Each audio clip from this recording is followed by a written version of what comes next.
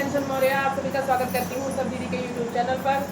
तो भैया हरे आज है बुधवार, फिर से हमारे घर देखा था एकदम धमाकेदार भीड़ बाटे, बड़ा मस्त लागत है, बहुत अच्छा लागत है। तो आज जो बना है हाई देखा था जो हरियर साड़ियाँ में नई नई दुल्हन बड़ी आए बाटे। इनका नाम है सपना सुल्तान सपना सुल्तानपुरिया। तो भैया गीत लेके आई है देहाती नाच गीत और ऐसे घूम करे करे गई हैं, बढ़िया से नाच करी है। आप सब कमेंट में बताया इतना हम लोग मेहनत करत रही है, कैसे करत है कैसे लागत है कमेंट बता दीजिए। चला शुरू कर यही जवा गोड़वा फोड़ मार दी मेरा चला काली रे बदारिया मोर